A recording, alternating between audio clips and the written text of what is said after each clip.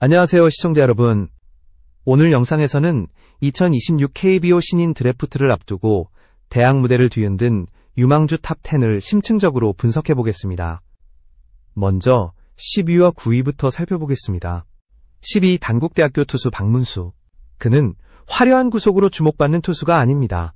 하지만 단국대라는 명문에서 꾸준히 마운드를 지켜온 안정감 있는 선수입니다. 기본기와 멘탈, 그리고 제구력까지 검증된 박문수는 드래프트 중후반 라운드에서 오히려 더 빨리 사라질 수 있는 실속 카드입니다.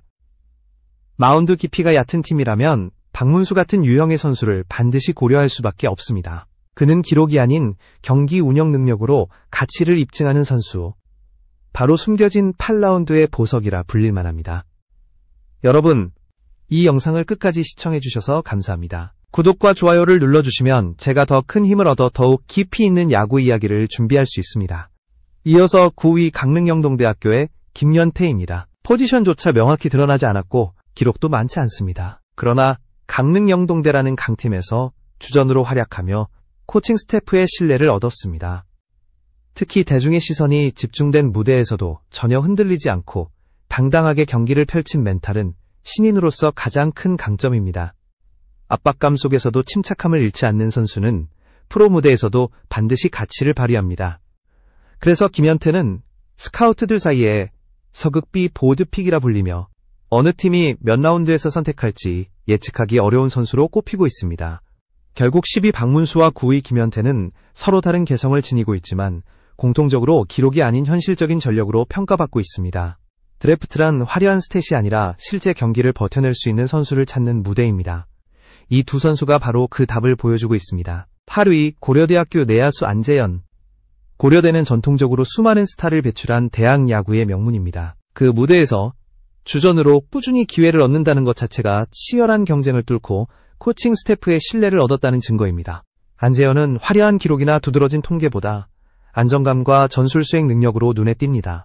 수비 위치에서 보여주는 집중력, 경기 흐름을 읽는 센스, 그리고 팀플레이에 충실한 모습은 수치로는 표현되지 않지만 현장에서 강하게 체감됩니다.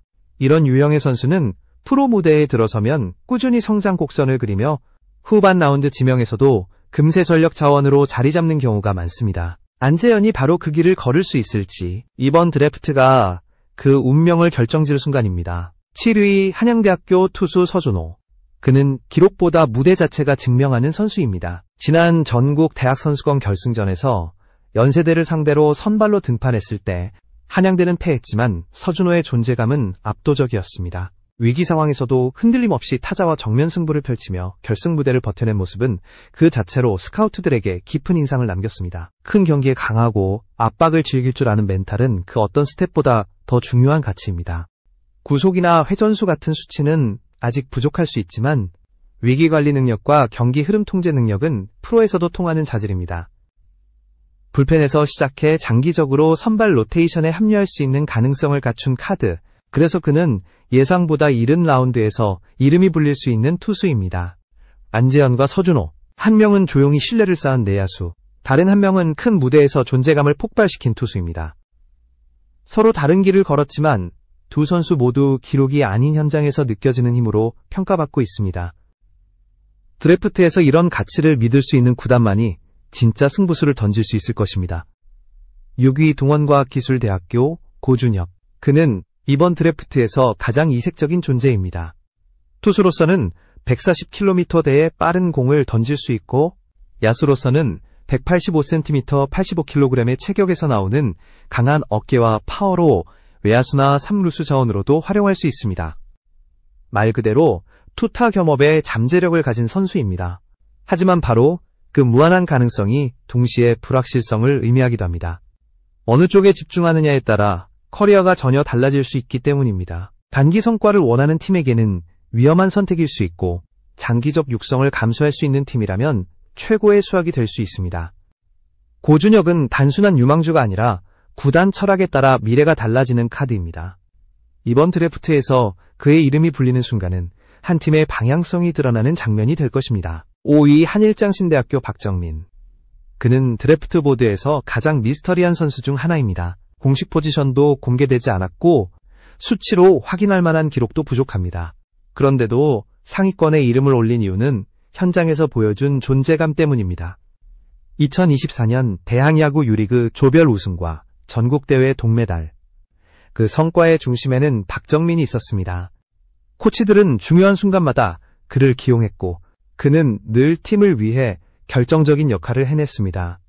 이런 유형의 선수는 기록상으로는 눈에 띄지 않지만 실제 경기를 보면 반드시 기억에 남는 선수입니다. 그래서 스카우트들은 그를 현장 체감형 선수라 부릅니다. 불확실성이 가치를 떨어뜨리기는커녕 오히려 팀에 따라 더 높은 라운드에서 지명할 이유가 되기도 합니다. 드래프트가 단순히 숫자의 싸움이 아니라 신뢰와 감각의 싸움이라는 사실을 박정민이 증명하고 있습니다. 고준혁과 박정민. 한 명은 방향에 따라 완전히 달라질 수 있는 다재다능한 재능. 다른 한 명은 기록보다 현장에서 더 강한 존재감을 남기는 중심 자원입니다. 서로 다르지만 공통적으로 예측 불가라는 키워드를 안고 있는 두 선수. 그래서 이들의 지명 순간은 단순한 선택이 아니라 각 구단이 어떤 철학을 선택했는지를 보여주는 장면이 될 것입니다. 4위 송원대학교 투수 김상범. 그는 드래프트 클래스에서 가장 정제된 투구 밸런스를 가진 선수로 꼽힙니다. 구속은 150km를 넘기지 않고 압도적인 파괴력을 가진 무기도 없지만 그의 가치는 바로 제구력에서 나옵니다. 김상범은 스트라이크 존을 정확히 공략하며 타자의 타이밍을 흔들 줄 아는 투수입니다. 힘으로만 밀어붙이지 않고 상황에 맞는 구종 운영으로 경기를 컨트롤하는 능력을 갖췄습니다. 8이닝 퍼펙트를 만들어낼 만큼 경기 흐름을 지배할 수 있는 안정감은 이미 증명되었습니다. 프로 무대에서 즉시 활용 가능한 5선발 혹은 롱릴리프 자원으로 실패 확률이 낮은 안정적인 카드라는 평가를 받습니다. 화려하지 않아도 실속 있는 전력. 매년 부상과 부진으로 고민하는 팀들에게 김상범은 가장 현실적인 해답일 수 있습니다. 3위 동원과학기술대학교 외야수 조세익. 작은 무대에 속한 학교 출신이지만 그의 방망이는 스트라이크 존에 들어오는 공을 놓치지 않는 통했습니다. 탁월한 컨택 능력, 상황에 따라 타격 방식을 바꿀 수 있는 유연성, 그리고 장타력까지 입증하며 대학 야구계를 흔들었습니다. 전국대회에서 터진 홈런은 그가 단순한 콘택트 히터가 아니라 중장거리 타자로 성장할 수 있음을 보여줬습니다. 약점은 분명합니다. 수비 포지션이 외야수인지 1루수인지 혹은 지명타자로만 써야 할지 아직 불투명하다는 점입니다. 그러나 전문가들은 입을 모아 말합니다. 그의 방망이는 모든 약점을 상쇄할 만큼 강력하다. 좋은 타자 하나가 팀 전체의 공격 흐름을 바꿀 수 있는 것이 프로 무대의 현실. 조세익은 그 변화를 만들어낼 잠재력을 가진 선수입니다. 김상범과 조세익, 한 명은 제구와 안정감으로 프로에 빠르게 적응할 투수, 다른 한 명은 방망이 하나로 판도를 뒤흔들 타자. 서로 다른 방식으로 팀을 변화시킬 두 선수는 드래프트 테이블에서 각 구단이 어떤 전략을 택하는지 보여주는 결정적 지표가 될 것입니다. 2위 단국대학교 내야수 임상우. 그는 단순한 대학 유망주가 아닙니다. 이미 JTBC 괴강야구 무대에서 전직 프로 선수들과 맞붙으며 이름을 알렸고 대학 선수들 사이에서 유일하게 경기 흐름을 바꿀 수 있는 존재로 주목받았습니다. 단국대에서도 그는 팀의 중심 내야수로 활약했습니다. 유격수와 이루수를 모두 소화할 수 있는 멀티 포지션 능력, 살을 넘는 타율, 안정적인 수비와 좌타자의 장점까지 한 가지 툴만 보면 압도적이지 않을 수 있습니다. 그러나 모든 능력을 평균 이상으로 끌어올린 완성형 선수라는 점에서 드래프트 상위 라운드에서 가장 실패 확률이 낮은 카드로 평가됩니다. 임상우의 가장 큰 강점은 멘탈입니다. 큰 경기에서도 흔들림 없이 자신감 있게 경기를 풀어가며 팀 동료들에게 안정감을 주는 존재. 이는 개인의 역량을 넘어 팀 전체 분위기를 지배하는 힘입니다. 유일하게 지적되는 약점은 송구 정확도의 기복이지만 이는 프로 시스템 안에서 충분히 교정 가능한 부분으로 평가됩니다. 임상우의 최종 행선지는 드래프트의 최대 변수입니다. 내야 자원이 부족한 팀이라면 결코 놓칠 수 없는 카드이고 장기적인 리빌딩을 준비하는 구단에게도 매력적인 선택입니다. 여러분이 단장이라면 어떻겠습니까? 팀의 안정성을 즉시 끌어올릴 수 있는 보장된 내야수를 상위 지명으로 선택하시겠습니까? 아니면 더 파괴력 있는 자원을 기다리겠습니까? 어느 쪽이든 임상우의 이름이 불리는 순간 2026년 드래프트의 판도는 크게 요동칠 것입니다. 1위 연세대학교 투수 윤성환. 그는 삼성 라이온즈에서 활약했던 베테랑 투수 윤성환과는 동명이인이지만 지금 대학 무대를 지배하는 또 다른 이름입니다. 1학년 시절 팔꿈치 수술을 받으며 많은 스카우터들의 관심이 사라졌지만 그는 오히려 더 강하게 돌아왔습니다. 140km 후반대의 빠른 직구, 날카로운 슬라이더, 그리고 꾸준히 다듬고 있는 커브와 체인지업까지. 단순히 공의 스피드가 아니라 경기 전체를 지배하는 능력이 그의 가장 큰 무기입니다. 6이닝 1실점 3탈삼진이라는 수치는 그의 완성된 메커니즘과 멘탈을 그대로 보여주는 증거였습니다. 윤성환의 리스크는 분명합니다. 과거 팔꿈치 수술 이력. 그러나 그는 그 리스크를 극복해냈고 그 과정에서 더욱 단단해졌습니다. 자신을 관리하는 방법을 알고 위기를 넘어서는 법을 체득한 선수.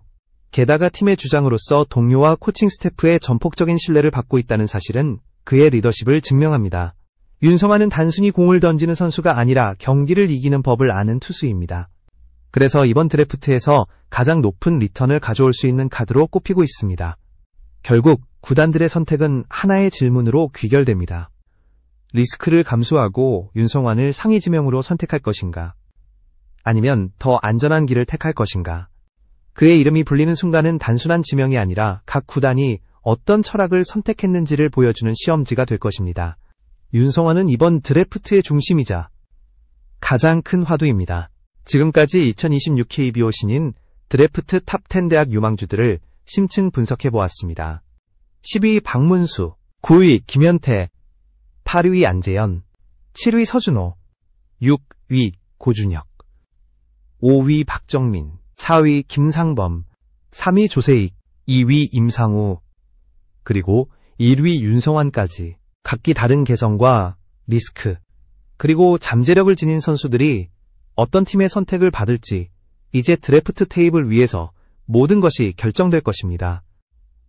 오늘 영상이 흥미로우셨다면 좋아요와 구독, 알림 설정을 꼭 부탁드립니다. 여러분의 댓글과 응원은 제가 더 큰 힘을 내어 더욱 깊이 있는 야구 이야기를 준비하는 원동력이 됩니다.